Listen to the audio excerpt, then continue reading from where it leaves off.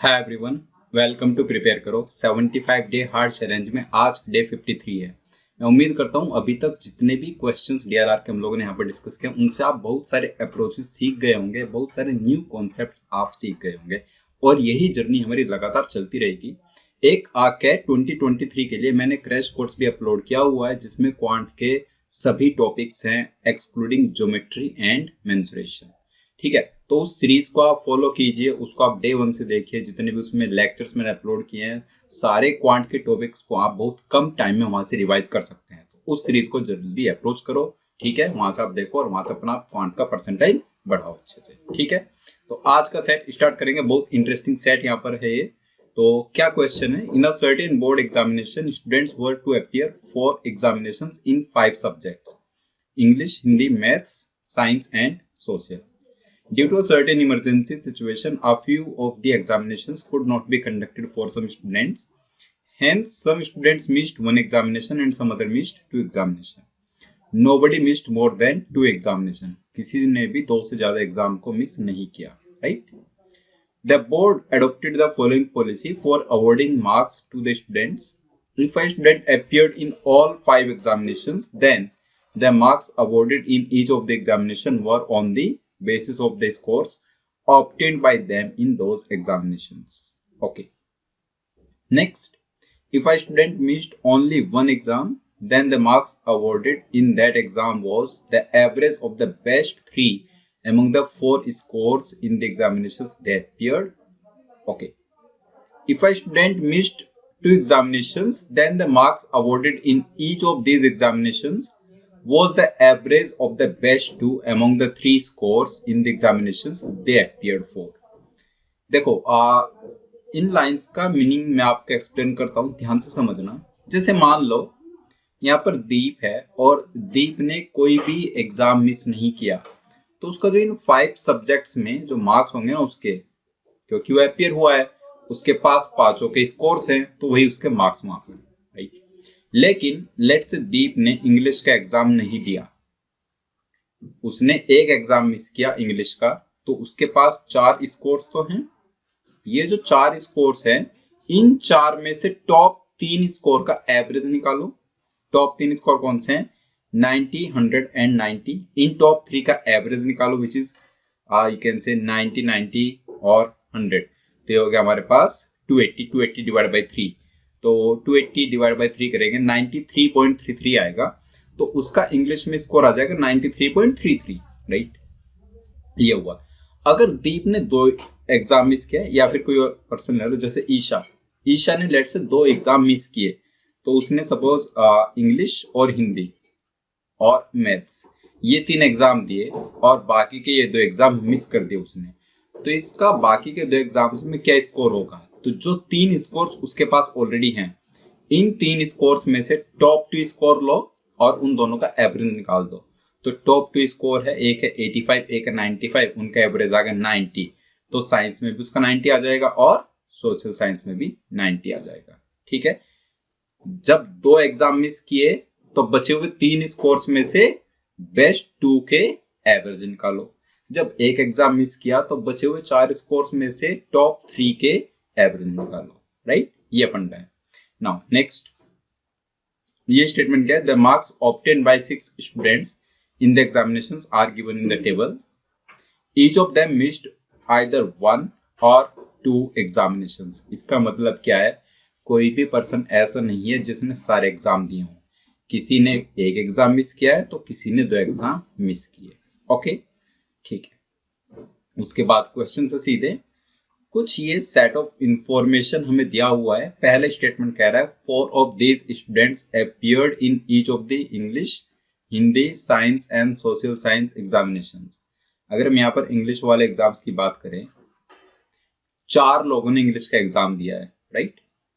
English, ऐसी हिंदी भी 4 लोगों ने दिया है। मैथ्स के बारे में कुछ इंफॉर्मेशन नहीं है। साइंस भी 4 लोगों के स्कोर हमारे पास साइंस के एक्चुअल स्कोर होने चाहिए और सोशल साइंस के भी 4 के स्कोर्स हमारे पास एक्चुअल होने चाहिए। ये हमारा पहला स्टेटमेंट का मीनिंग है, राइट। दूसरा स्टेटमेंट कह रहा है the student who missed the mathematics examination did not miss any other exam. जिसने मैथमेटिक्स का एग्जाम मिस किया है उसने बाकी कोई एग्जाम मिस नहीं किया, मतलब उसने बाकी के चारों एग्जाम दिए हुए हैं, राइट। दैट मीन्स जिसने मैथमेटिक्स मिस किया उसका मैथमेटिक्स में स्कोर क्या रहा होगा, बचे हुए 4 स्कोर्स में से टॉप 3 का एवरेज, राइट। ठीक है, नेक्स्ट थर्ड स्टेटमेंट क्या कह रहा है, one of the student who missed the Hindi examination did not miss any other examination. Okay, the other student who missed Hindi examination also missed the science examination, right. ये कह रहा है हिंदी मिस 2 लोगों ने किया है, राइट, और ये हम लोग ऑलरेडी जानते हैं यहां से। 4 of these students appeared in each of English, Hindi, science and social science. 4 लोग हिंदी में अपियर हुए हैं, मतलब 2 लोगों ने हिंदी को मिस किया है। जिन 2 लोगों ने हिंदी को मिस किया है उसमें से एक पर्सन ने किसी और एग्जाम को मिस नहीं किया और दूसरे पर्सन ने हिंदी के साथ साथ सोशल साइंस को भी मिस किया, हिंदी प्लस साइंस। ठीक है, इतनी इंफॉर्मेशन हमें दी हुई है। अब देखो यहाँ पर पूरी कहानी जो मिस वाले सब्जेक्ट्स हैं उनमें इस कोर्स की जो पूरी कहानी है वो एवरेज पर बेस्ड है।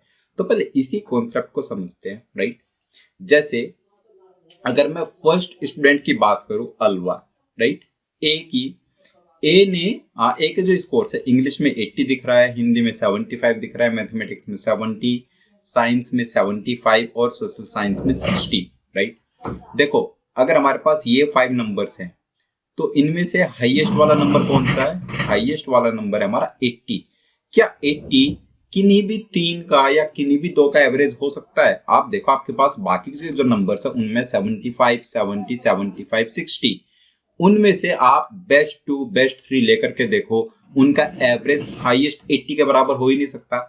एवरेज 80 कब आएगा, 80 तब आएगा जब कुछ नंबर्स 80 से अबव हो और कुछ नंबर्स 80 से बिलो हो, तभी तो एवरेज 80 आ सकता है।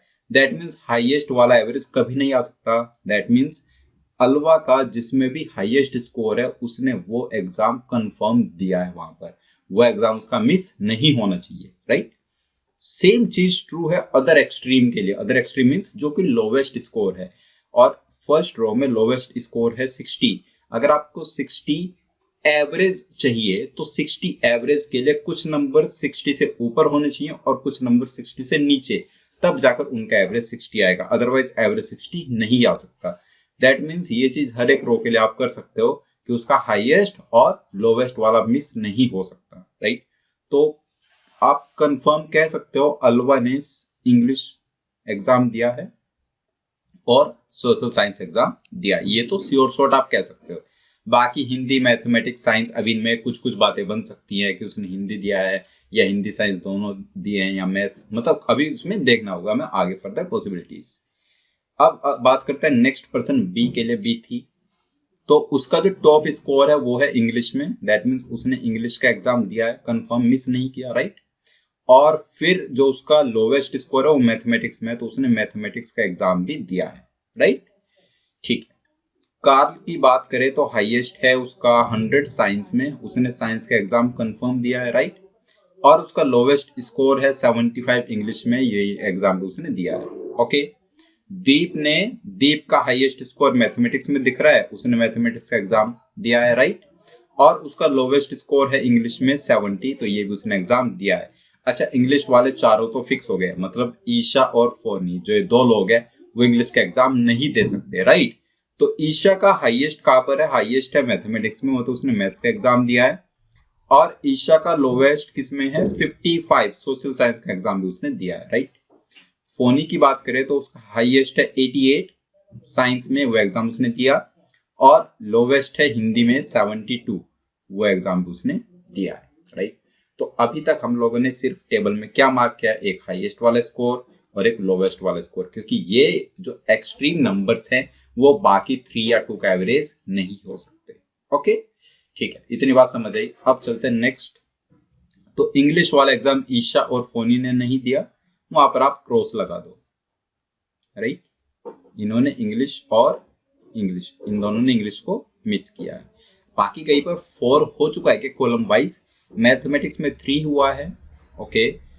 हिंदी में 1 हुआ है, साइंस में 2 हुआ है और सोशल साइंस में 2, जहां पर भी 4 हो जाएगा। मैथमेटिक्स को तो हमें नहीं देखना है क्योंकि इसमें जो हमारे सब्जेक्ट्स मेंशन थे फर्स्ट स्टेटमेंट में वो English, Hindi, science and social science थे।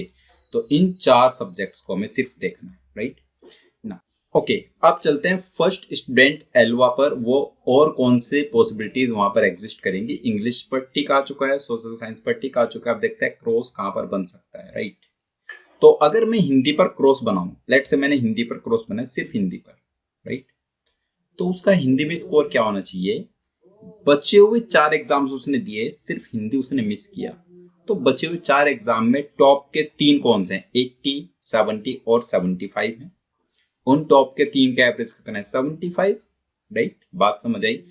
तो अकेले हिंदी पे क्रॉस हम बना सकते हैं। ये 75 स्कोर आ जाएगा इस 80, इस 70 और इस 75 के एवरेज से, राइट ना। अकेले हिंदी पे क्रॉस आया।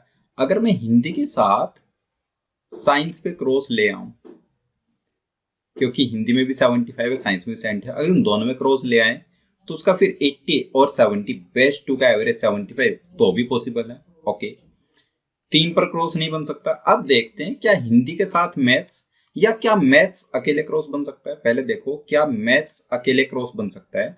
तो मैंने मैथ्स को क्रॉस किया, मैथ्स में 70 दिख रहा है। अब जो टॉप के 3 है वो है 80, 75 और 75। 80, 75, 75 तीनों नंबर 70 से बड़े हैं। मैथ्स का 70 आप ला ही नहीं पाओगे एवरेज से, राइट। मैथ्स अकेले तो मिस नहीं हो पा रहा है। मैथ्स को किसी और के साथ मिस होना है तो मैथ्स का और उस सब्जेक्ट का स्कोर बराबर होना चाहिए, वो भी नहीं है।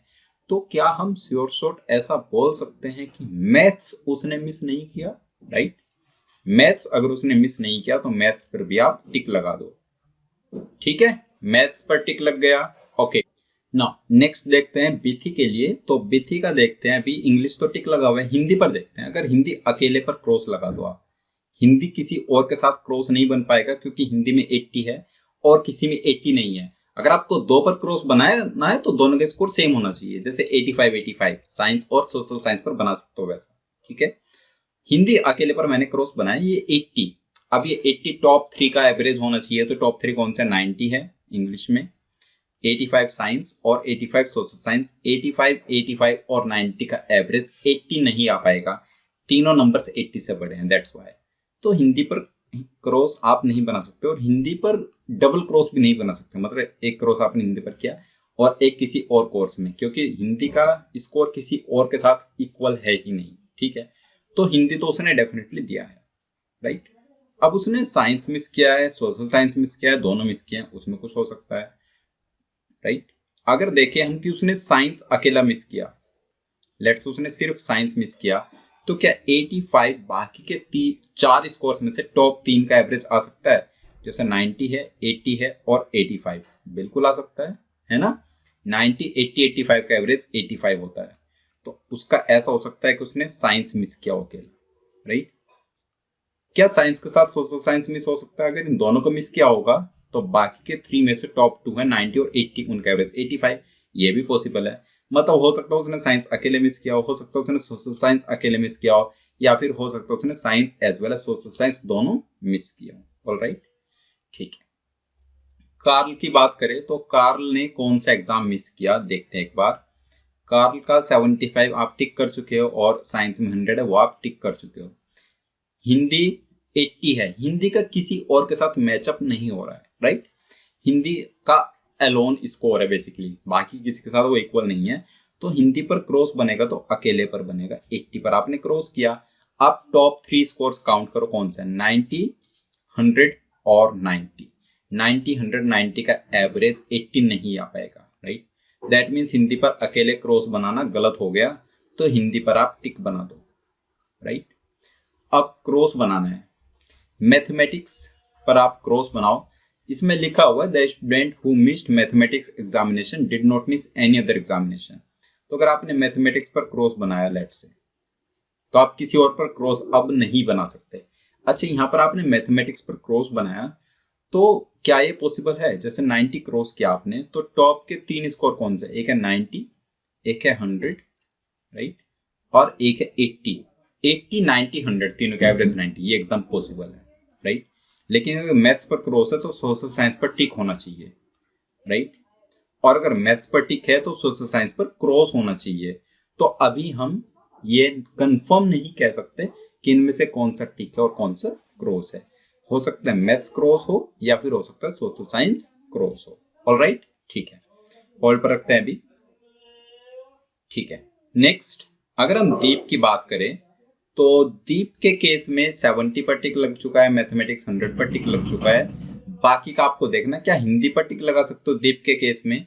हिंदी का 90 है और हिंदी और साइंस दोनों में बराबर भी है, तो हो सकता है हिंदी अकेले पर आप क्रॉस लगाओ। अगर हिंदी अकेले पर आपने क्रॉस लगाया लेट से, तो वो 90 की 3 का एवरेज होगा, 100, 90 और 80 का एवरेज बिल्कुल आ सकता है 90। अगर आप हिंदी पर क्रॉस बना सकते हो वो अकेला भी पॉसिबल है। अगर आपने साइंस के साथ हिंदी पर क्रॉस लगाया तो ये 90 क्रॉस 90 क्रॉस आ चुका है। बाकी के 3 में से टॉप 2 है 100 एंड 80, दोनों का एवरेज है 90, बिल्कुल ये पॉसिबल है, राइट। ये हो सकता है, तो दोनों हिंदी, मतलब हिंदी पर आप क्रॉस बना सकते हो, साइंस पर आप क्रॉस बना सकते हो। क्या आप सोशल साइंस पर क्रॉस बना सकते हो? अगर आप सोशल साइंस पर क्रॉस बनाओ यहाँ पर 80 पर, राइट, 80 पर क्रॉस, तो ये 90, 100 और 90 का एवरेज 80 नहीं आ पाएगा। दैट मीन सोशल साइंस का एग्जाम तो इसने डेफिनेटली दिया है, राइट, ये तो कंफर्म है। ओके, हिंदी और साइंस में अभी कुछ कुछ बातें बन सकते हैं, तो उसको हम श्योर शॉर्ट नहीं कह रहे हैं कुछ। ईशा की बात करें तो ईशा ने इंग्लिश तो मिस किया है कंफर्म। अच्छा, ईशा वाला तो श्योर शॉर्ट एकदम फिक्स है। अगर आप एक में 80 पर क्रॉस कर चुके हो और बाकी कोई 80 है ही नहीं, तो आप बाकी किसी पर क्रॉस नहीं कर सकते। इसका तो सीधा आप टिक कर दो सारे। ये बात मेरी सभी समझ गए होंगे, क्योंकि ईशा का इंग्लिश में ऑलरेडी 80 है और 80 वालों से मिस किया। अब दूसरा कौन सा एग्जाम वो मिस करे जिसमें उसका 80 हो? वही तो मिस होना चाहिए ना, क्योंकि दो अगर मिस हुए हैं तो दोनों में स्कोर सेम जाएगा, राइट। तो ये हो गया श्योर शॉर्ट। हिंदी वाले चारों फेल हो गए, दैट मीन्स यहाँ पर दोनों जगह हिंदी मिस है, कंफर्म ये भी। अब चलते हैं फोनी के पास। लास्ट जो रो है उसका इंग्लिश में क्रॉस है 83 पर, तो हो सकता है उसका 83 पर क्रॉस है, तो हो सकता है सोशल साइंस पर भी क्रॉस आ जाए। एक बार यहाँ पर क्रॉस करके देखो, अगर ये 83 पर क्रॉस है, बाकी 72, 78 और 88 का, 88 में टॉप 3 का एवरेज, तो 78, 88 का एवरेज होता है 83, तो उसका हो सकता है इंग्लिश के साथ सोशल साइंस में भी क्रॉस हो। अभी हो सकता है, वैसा कंफर्म कुछ भी नहीं है, तो अभी देखते हैं। मैथमेटिक्स उसने डेफिनेटली दिया है, क्योंकि मैथमेटिक्स मिस नहीं हो सकता यहाँ पर, राइट। 83 वाला मिस है तो मैथमेटिक्स 78 वाला है वो मिस नहीं हो सकता। एक ने मैथमेटिक्स मिस किया है और उसने कोई और एग्जाम मिस नहीं किया, तो वो कौन हो जाएगा फिर यहाँ से? कार्ल। कार्ल ने मैथमेटिक्स मिस किया है कंफर्म, राइट, इस पर बनेगा क्रॉस। ओके, और कोई एग्जाम मिस नहीं हो सकता, तो यहां पर आ गया टिक, राइट। सोशल साइंस वाले 4 टिक लग चुके हैं, तो बाकी के 2 क्रॉस लगा दो जो बचे हुए हैं। ओके, हिंदी वाले 4 टिक 2 क्रॉस, इंग्लिश वाले 4 टिक 2 क्रॉस, सोशल साइंस वाले 4 टिक 2 क्रॉस, मैथमेटिक्स वाला 1 क्रॉस और 5 टिक। ये तो कुछ भी पॉसिबल हो सकता था, राइट।